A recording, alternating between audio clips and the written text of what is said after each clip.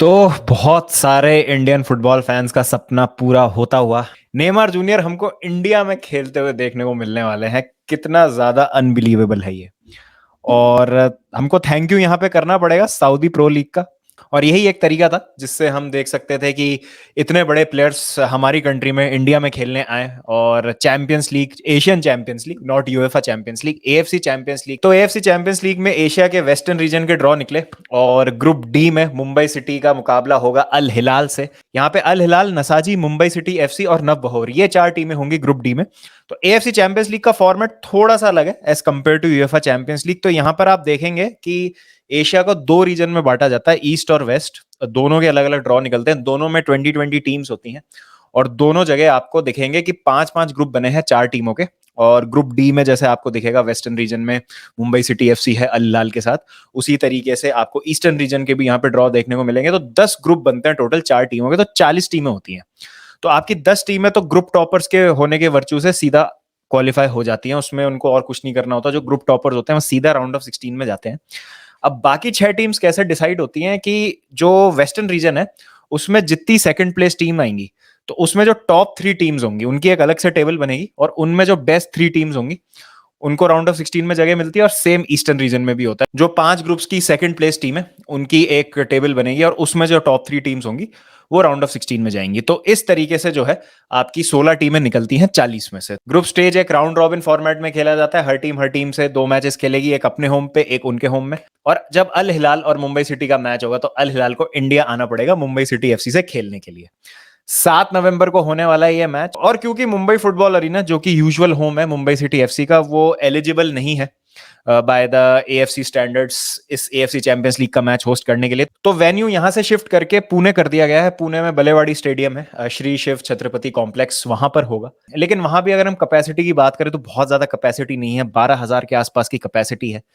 तो किस तरीके से ये चीज मैनेज हो पाएगी, और अगर नेमार फिट होते हैं या खेलने आते हैं और अल हिलाल अपनी पूरी स्क्वाड लेके आती है, तो आप मान नहीं सकते कि कितनी ज्यादा तादाद में फैंस आने वाले हैं इस मैच को देखने के लिए। मतलब 12,000 की कैपेसिटी है, कम से कम 5 से 6 लाख लोग तो बाहर खड़े ही रहेंगे, ज्यादा भी होंगे। मैं सरप्राइज नहीं होऊंगा अगर 5-6 लाख से भी ज्यादा लोग आ जाए। तो देखते हैं क्या होता है, इसका सीन क्या है, किस तरीके से जो है हम मैनेज करेंगे। बट यहाँ पर एक सवाल ये उठता है कि क्या मुंबई सिटी एफसी, जो कि एक बहुत बड़ा क्लब है, और Mumbai being the financial capital of country, तो क्या मुंबई में ही हमारे पास एक वर्ल्ड क्लास स्टेडियम नहीं होना चाहिए जिसमें एटलीस्ट 50,000 लोग बैठ सके? देखिए, यूरोप में 40,000, 50,000, 60,000 वाले स्टेडियम चलते हैं क्योंकि वहां पे पॉपुलेशन इतनी ज्यादा नहीं होती। लेकिन यहाँ हम इंडिया की बात कर रहे हैं, यहाँ पे लोग ही इतने ज्यादा हैं। तो आपको कम से कम तो 70 से 80,000 कैपेसिटी का स्टेडियम हमेशा तैयार रखना है। एटलीस्ट आप अपनी मेजर सिटीज में उसको बनाए। आई नो मुंबई में पॉसिबल नहीं है बिकॉज जगह का बहुत बड़ा इशू होता है। और ठीक है, अभी फुटबॉल धीरे धीरे ग्रो कर रहा है, एंड होपफुली जो फैसिलिटीज हैं और जो इंफ्रास्ट्रक्चर है वो और ज्यादा डेवलप होगा। लेकिन ये जो चीजें हैं ये हमको एक संकेत देती हैं, एक हमारे लिए अपॉर्चुनिटी होती है कि जब इतनी बड़ी टीम आएगी खेलने, इतने स्टार स्टडीड स्क्वाड्स आएंगे, इतने बड़े बड़े नेमार जैसे प्लेयर्स आएंगे, तो हमको एटलीस्ट ज्यादा से ज्यादा लोगों को इन्वॉल्व करने के लिए, अब देखिए ये हमारी इंडियन फुटबॉल को मार्केट करने के लिए बहुत अच्छी अपॉर्चुनिटी है ये जो गेम है।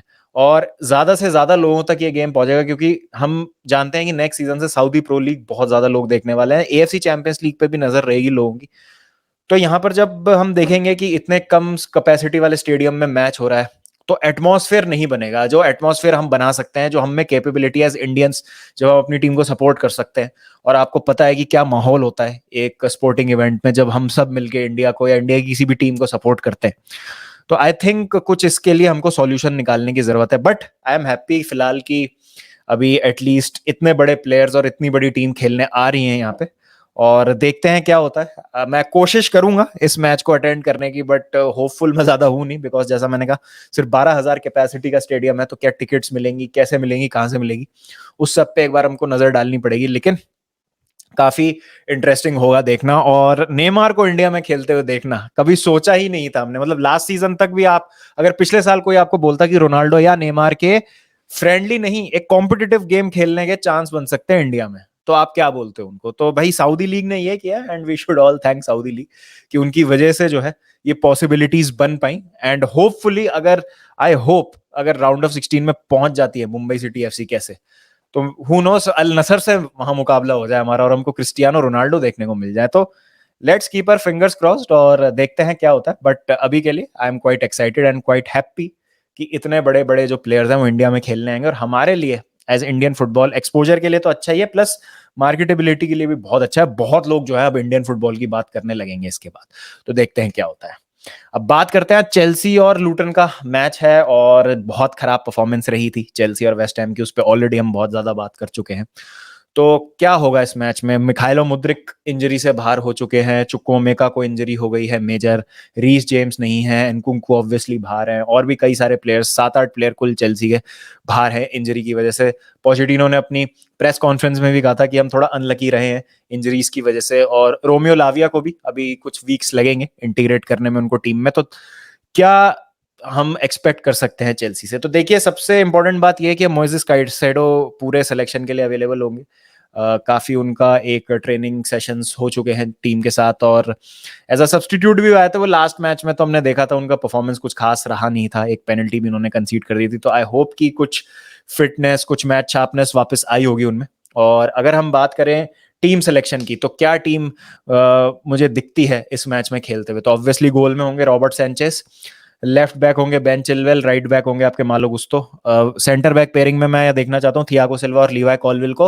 और ये बहुत इंपॉर्टेंट चीज है कि हम अपने प्री सीजन वाले जो सिस्टम है उस पर वापस लौट जाए। ये 3 एट द बैक अब हमको लूटन टाउन के अगेंस्ट खिलाने की जरूरत नहीं है, स्टैमफोर्ड ब्रिज में मैच है, और आपके पास अब मोइसेस काइसेडो भी है, तो आपके पास अब वो एडिड एश्योरेंस आ जाती है एक डिफेंसिव मिडफील्डर की।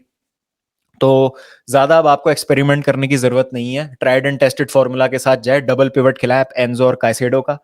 लेफ्ट विंग पे अब क्योंकि आपके पास मुद्रिक अवेलेबल नहीं है, तो आप स्टर्लिंग को वहां पे खिला सकते हैं। बीच में आप इयान मैटसन को भी खिला सकते हैं। अब इयान मैटसन को हमने देखा था कि आप उनको यूज किया था, आपने उनको तीनों जगह पे यूज किया था, लेफ्ट में, सेंटर में, राइट में, तो आप इयान मैटसन को वहां पे खिला सकते हैं।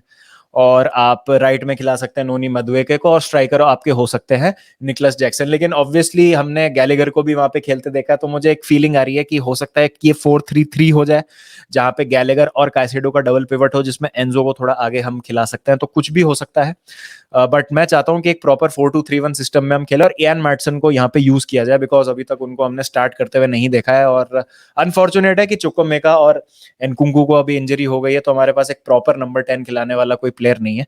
बट यही मौके हैं जहां आप अपनी बेंच स्ट्रेंथ को टेस्ट कर सकते हैं, और आई थिंक ये अगर हम ट्राई करेंगे लूटन के अगेंस्ट, तो 9 टाइम्स आउट ऑफ 10 हमको मैच जीतना चाहिए। अभी देखिए जो वेस्ट हैम के अगेंस्ट हुआ है, तो मैं बहुत ऐसे खुले से नहीं बोलूंगा कि जीत ही जाएंगे, बिकॉज कुछ भी हो सकता है, लेकिन यहाँ पे मस्ट विन गेम है ये। बिकॉज इसलिए नहीं क्योंकि सब खत्म हो जाएगा या सब डूम एंड ग्लूम हो जाएगा, इसलिए क्योंकि बहुत ज्यादा पैनिक स्टार्ट हो जाएगा और सोशल मीडिया पे एक मेल्टडाउन स्टार्ट हो जाएगा अगर चेल्सी हारती है, जो कि हमारे एक इम्पेशेंट फैन बेस की खासियत रही है। अगर कुछ भी गलत होता है तो ये गलत है, वो गलत है, इसको नहीं पता ये क्या कर रहा है, क्या है क्या नहीं है, ये सारी चीजें स्टार्ट हो जाती है। तो आई होप कि हम एक मैच जीते और डोमिनेट करके जीते, जिससे कॉन्फिडेंस वापस आए और प्लेयर्स लाइक निकलस जैक्सन वो स्कोर शीट पे हों, उनका अच्छा गेम रहे। तो ये एक बहुत इंपॉर्टेंट चीज है हमारे पूरे स्क्वाड के लिए, कॉन्फिडेंस के लिए उनके। तो देखते हैं आगे क्या होता है। तो मेरा प्रिडिक्शन है 2-0 चेल्सी विन। बाकी देखते हैं क्या होता है। आपका क्या है? Please do let me know in the comment section. और काफी करीब है हम 200 के सब्सक्राइबर से। हो सकता है कि जब तक मैं ये वीडियो अपलोड करूं हो भी जाए 200 के सब्सक्राइबर्स। तो इन केस अगर आपने चैनल को सब्सक्राइब नहीं किया तो प्लीज कर दीजिए। और thank you to each and every one of you जिन्होंने हमको यहाँ तक पहुंचाया। आपके बिना ये सब मुमकिन नहीं था। तो इसी तरीके से प्लीज अपना प्यार और सपोर्ट बरकरार रखिए, और इससे हमको मोटिवेशन मिलती है और काम करने की और आपसे बात करने की, और बहुत मजा आता है आपके साथ इस तरीके से फुटबॉल डिस्कस करने में। और ये तो सिर्फ शुरुआत है, अभी तो ये सफर बहुत लंबा है, अभी हमें बहुत आगे जाना है। तो इसी तरीके से हाथ थामे रखिए, आशीर्वाद बनाए रखिए अपना, और प्यार बरसाते रहिए। तो मिलते हैं आपसे शाम को वॉच अलोंग में। जब तक ध्यान रखिए आप अपना। Take care and don't forget to keep the blue flag flying.